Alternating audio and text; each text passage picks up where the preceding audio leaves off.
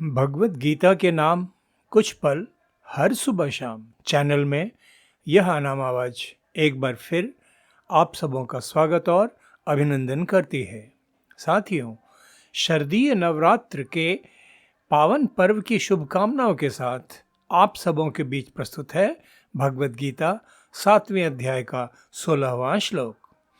चतुर्विधा भजन्ते माम जना सुकृतिनो अर्जुन आर्तः जिज्ञासु अर्थार्थी ज्ञानी च भरतर्षभ। इस श्लोक का सरल शाब्दिक अर्थ इस प्रकार है। हे भरतवंशियों में श्रेष्ठ अर्जुन, उत्तम कर्म करने वाले, अर्थार्थी, आर्त, जिज्ञासु और ज्ञानी, ऐसे 4 प्रकार के भक्तजन मुझको भजते हैं।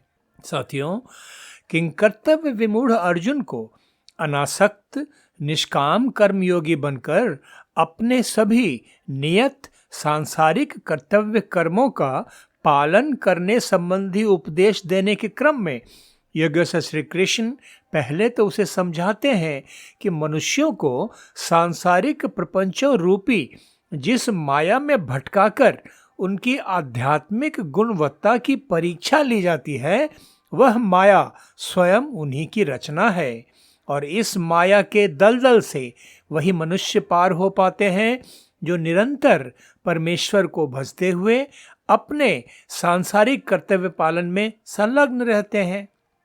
इसके बाद योगेश्वर श्री कृष्ण ने मनुष्य को 2 वर्गों में, ईश्वर के प्रति भक्ति नहीं रखने वाले तथा ईश्वर के प्रति भक्ति रखने वाले, इन 2 वर्गों में विभाजित करते हुए अर्जुन को समझाया कि नराधम, आसुरी प्रवृत्ति वाले, दूषित कर्म करने वाले तथा मूढ़ अज्ञानी, ऐसे 4 प्रकार के मनुष्य तो उन्हें नहीं भजते और इस दुखमय संसार में ही येन केन प्रकारेण रहकर जीवन व्यतीत करते चले जाते हैं। फिर योगेश्वर श्री कृष्ण अर्जुन को उपदेश करते हुए बतलाते हैं कि परमेश्वर की भक्ति करने वाले मनुष्य भी 4 प्रकार के भावों से प्रेरित होते हैं।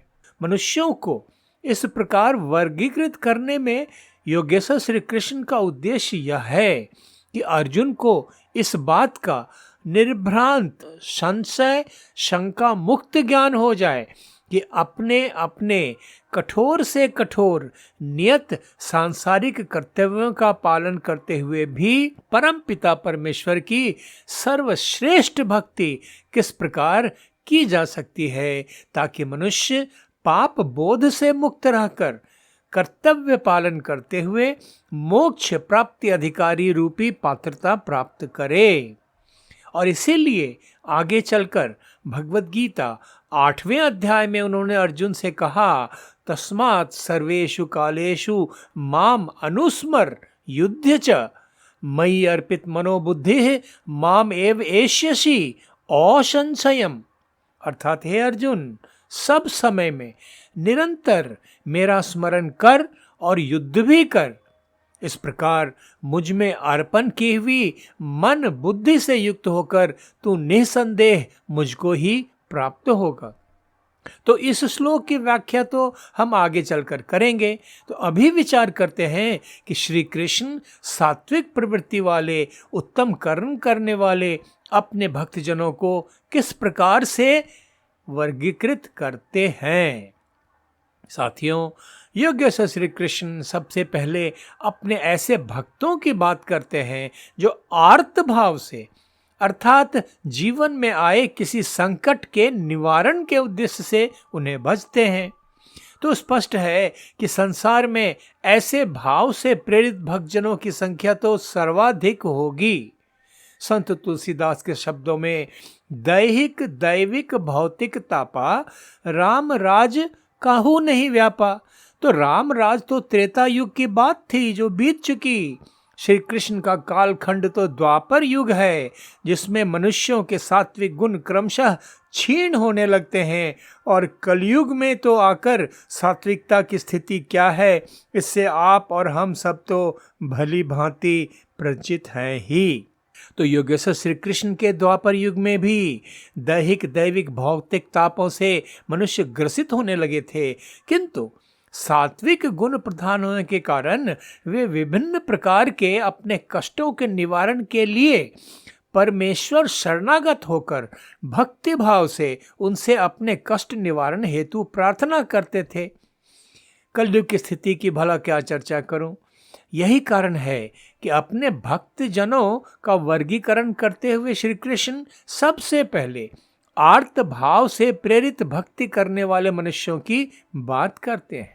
आर्त भाव वाले भक्त जनों के बाद योगेश्वर श्री कृष्ण बात करते हैं जिज्ञासु भाव से भक्ति करने वाले मनुष्यों की। तो सात्विक प्रवृत्ति वाले मनुष्यों में परमेश्वर के प्रति आकर्षण तो रहता ही है, किंतु जिज्ञासु प्रवृत्ति वाले मनुष्यों में ईश्वर प्राप्ति की इच्छा नहीं होती, बल्कि ईश्वर तत्व क्या है इसके संबंध में केवल बौद्धिक जिज्ञासा का ही भाव रहता है। वे तर्क बुद्धि द्वारा ईश्वर के संबंध में विचार विमर्श मनन चिंतन इत्यादि करते रहते हैं। परमेश्वर से निरंतर योग की स्थिति कैसे प्राप्त की जाए इसके प्रति प्रयास करने संबंधी उनमें कोई प्रेरणा नहीं होती, उनमें केवल बौद्धिक जिज्ञासा का ही भाव रहता है। तो श्री कृष्ण कहते हैं कि भले ही उनमें मुझे प्राप्त करने की इच्छा न हो, किंतु किसी न किसी रूप में वे मेरे संबंध में मनन चिंतन तो करते ही रहते हैं, इसलिए वे भी मेरे भक्त हैं। इसके बाद योगेश्वर श्री कृष्ण चर्चा करते हैं अपने अर्थार्थी भक्तियों की। ध्यान रहे, योगेश्वर श्री कृष्ण द्वारा इन प्रकार के भक्तों की चर्चा द्वापर युग में की जा रही है, और अभी कलयुग की स्थिति तो हम सबके समक्ष प्रत्यक्ष है ही, उसकी बात क्या की जाए। तो अर्थार्थी अर्थात सांसारिक पदार्थों, धन, वैभव, ऐश्वर्य, मान, कीर्ति, यश इत्यादि पाने की इच्छा से ईश्वर भक्ति करने वाले मनुष्य। तो ईश्वर भक्ति में रहते हुए भी इनका उद्देश्य ईश्वर प्राप्ति नहीं होता, बल्कि सांसारिक पदार्थों की, सांसारिक लक्ष्यों की प्राप्ति ही होती है। ईश्वर प्राप्ति का भाव तो गौण या नगण्य अथवा पूरी तरह अनुपस्थित ही होता है। केवल सांसारिक उपलब्धियों की प्राप्ति का भाव ही प्रमुख होता है। तो योगेश्वर श्री कृष्ण कहते हैं किसी भाव से सही, कम से कम वे मेरे शरणागत होने का प्रयास तो कर ही रहे हैं। तो ऐसे भी हैं मेरे अनेकों भक्त जन। तो आर्त, जिज्ञासु तथा अर्थार्थी भक्तों की चर्चा करने के बाद अंत में योगेश्वर श्री कृष्ण अपने ज्ञानी भक्तों की बात करते हैं। ज्ञानी भक्त अर्थात ऐसे भक्त जिन्हें ईश्वरीय सत्ता तत्व का पूरा ज्ञान है। यह ज्ञान है कि ईश्वरीय सत्ता को प्राप्त कर लेने के बाद इस संसार में कुछ भी पाना, कुछ भी जानना शेष नहीं रह जाता है। सांसारिक मोह माया का बंधन पूरी तरह नष्ट हो जाता है। ईश्वर के प्रति उनका आत्मसमर्पण पूर्ण होता है। ईश्वर प्राप्ति ही उनके जीवन का एकमात्र लक्ष्य होता है। और इसी भाव में डूबकर तो मीरा ने कहा, मेरे तो गिरधर गोपाल दूसरो न कोई। और संत कबीर ने कहा, लाली मेरे लाल की जित देखूं तित लाल, लाली देखन मैं गई मैं भी हो गई लाल। और मेरे परम आराध्य सदगुरु सदाफल देव जी महाराज ने कहा, भक्ति परम निधि भक्त को सर्व रतन गुण खान, देव सदाफल भक्ति में अनिच्छित सब आन। तो ऐसे होते हैं वे भक्त जिन्हें योगेश्वर श्री कृष्ण ने अपने ज्ञानी भक्त के रूप में वर्गीकृत किया। ऐसे भक्तों को ज्ञान होता है कि सच्चिदानंद परमेश्वर से निरंतर योग की स्थिति, ईश्वर साक्षात्कार प्राप्ति, यही तो मानव जीवन की सर्वोच्च उपलब्धि है। और उनका पूरा आध्यात्मिक पुरुषार्थ इसी चरम लक्ष्य प्राप्ति के प्रति पूर्ण रूप से समर्पित रहता है। तो साथियों, आप स्वयं विचार करें कि परमात्मा के इन 4 प्रकार के भक्तों में से आप किस प्रकार के भक्त हैं अथवा होना चाहते हैं। तो आज बस इतना ही। भगवद गीता 7वें अध्याय के अगले श्लोक के अर्थ तथा व्याख्या के साथ कल फिर आप सबों के बीच उपस्थित होऊंगा। तब तक आप सबों के लिए अशेष मंगल कामनाओं के साथ धन्यवाद। नमस्कार।